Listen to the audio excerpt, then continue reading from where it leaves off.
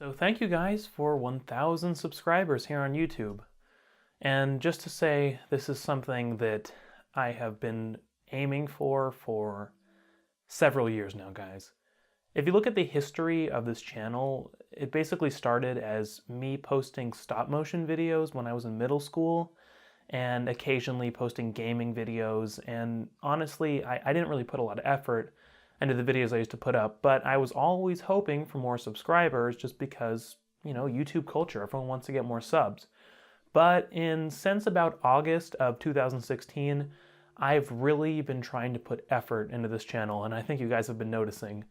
The first video that I would consider a good video that I posted this year was my Lenovo Y40 review, which ever since I got this Canon T2i, which I'm being filmed on right now, I've had the ability to actually film myself manual, which was something that I never really had before. I've always known video pretty well, but up until now I was just too cheap to invest in stuff like cameras because I always just put my money into, honestly, kind of junk stuff that just really isn't that useful. I guess basically what I wanted to say in this video is just, first off, thank you guys for 1,000 subscribers, but also just I want to say what I'm trying to do with this channel, and that is to make videos that I think matter in the bigger picture. I mean, I'm really trying to help people on this channel. That is the goal.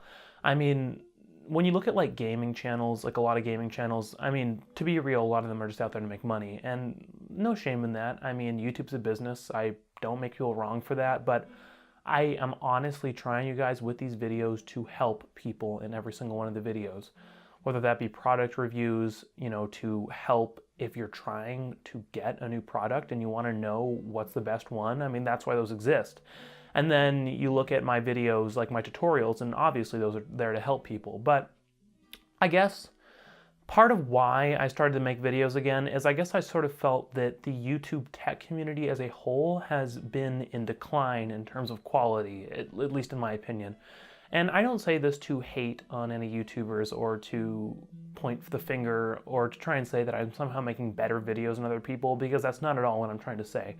I guess I personally just sort of felt that there were not enough channels making what I consider good tech videos. And when I say good, I mean videos that are not just someone standing at a table with two cameras unboxing something and just commentary the whole time. The entire video is wrapped up in 10-minute production.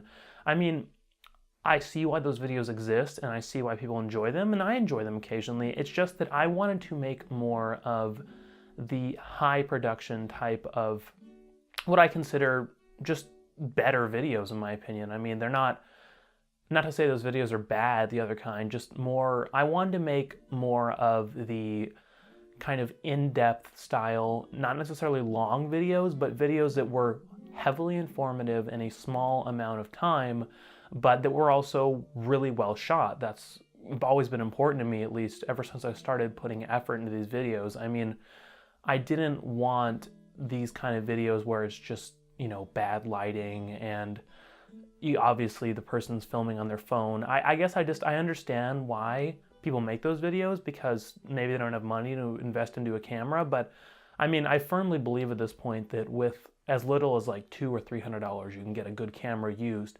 And that's what I did. And I guess I kind of wanted to make videos that were more of the, I guess I could say the closest channel I would say to what I am trying to model on here is Mr. Mobile, Michael Fisher, with his new channel, where he goes into his voiceover studio, which is like a whisper room, I think, and he records on a high quality microphone, all voiceover, no shots of him just standing there talking, and it's all B-roll, and I really like that style. I mean, this video right now is obviously an exception because I just wanted to have a little conversation with you guys. I wasn't going to go out there and film 3 hours of B-roll because, I mean, that's honestly, you guys, these videos take a very long time to make. That's part of why I only post about once a week. I mean, to be honest, these, not this kind of course, but the usual videos will take, I'd say, as much as 6 hours occasionally. I mean, sometimes 5 or 6 hours what they take to make, sometimes more, just depending. I mean, some of them take multiple days, and that's, of course, writing, filming, recording the voiceover, and editing. I tried to deliver as high quality video as I possibly can.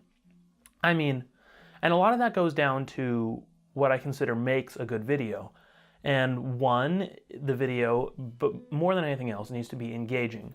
But I guess where I sort of disagree with other people on YouTube is that, in my opinion, in order to be engaging, unless you're like someone like, say, some mega personality, someone whose entire channel is based off them sitting in front of the camera and just being really entertaining, then those people don't really necessarily need good production value. If you're doing something like what I'm doing on here, where you are making videos that are a little bit more boring maybe to someone who doesn't care about the topic at hand, or they might just take a little bit while to get used to, then what, in my opinion, you really need good production value. Like, I mean, if my videos were just me posting the voiceover of the script that I wrote for these reviews, I guarantee you nobody would watch them. Because, I mean, a good review, in my opinion, nowadays with video reviews is only as good as the footage you're shooting. I mean, you need to have something written, like, I'm sorry, those Q word, like where people just do like the Siri voice of their reviews, those are not good reviews, you guys. If you're making those, it doesn't matter if you don't speak English very well, even if you have a really thick accent, or even say speaking in your native language, just speak, record yourself. Just please don't do those Q-word voiceovers. I really think what makes a good review is where you can tell that on every aspect of the video, the creator has put their best into it. Meaning they weren't making videos that are necessarily easy to make. They weren't making videos that are always really fun to make. They're making videos that they know will make the most impact and will have the most lasting value. I basically am kind of sick of seeing the videos where you can tell the creator did not put a lot of effort into them. And, you know, maybe they're saying it's easier for them, it makes them happier, and, you know, that's nice. I'm happy for those people if that's where they're at. But I've always felt that in order to make something good, you have to sacrifice a little bit personally. You can't make something good. I mean, you need, in my opinion, to make something that is good, that is high production value, that has lasting quality. I mean, I like to think that the videos I'm making on here, someone could watch them in a year and they'll still mean something. I mean, I've never been a fan of trending content. I mean, I've tried it briefly on my channel. If you guys have been following me for a while, you know that this channel has gone through many transformations. Like I said, first with gaming, then comedy videos, and all this stuff that was getting views and was getting me subscribers, but it wasn't something that I wasn't really proud of. It wasn't something that I wanted to tell people I'd made. It was just more of, okay, this can make me a little bit of money. And I guess I'm just sort of not a big fan of that strategy. I really feel that if I'm going to be putting hours of my time, if I'm going to be literally pouring my soul into these videos, I want them to be something that people can enjoy for more than just a week when they come out, for more than just the 5 minutes they watch them. I really want to make something that lasts, and something that I think this is starting to be translated into my videos, that people can tell I put a lot of effort into them and a lot of thought went into them. And I have a long way to go with my videos. They're by no means perfect. I mean, there's so much I still have to learn about, you know, writing. My videos are not always amazingly written. I mean, I acknowledge that. I want to become a better writer.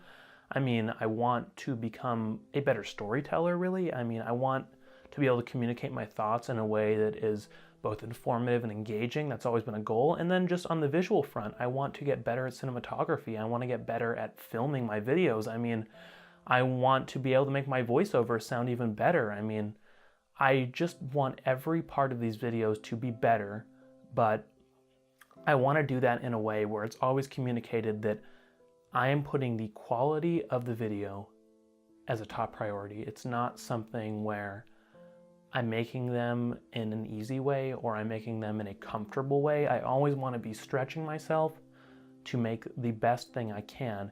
And, you know, this is someone I watch, maybe you guys know, DSLR Guide, Simon Cade on YouTube. He's a big inspiration of mine. A big reason I ended up picking up his T2i instead of going and buying a much more expensive camera is he said in one of his videos that even if you don't enjoy every aspect of the filmmaking process, I mean, naturally you won't, as long as you are happy with the final product, as long as you're happy with what you're putting out there and you're enjoying where the kind of feedback you're getting, I mean, even if it's not always positive feedback, but you're proud of what you made, really. If you're proud of what you made, then even the hard work, sometimes the really hard work, the long hours you put into it, they all become worth it. So that's kind of what, this has been a long-winded video, and I appreciate if you guys have stuck to the end.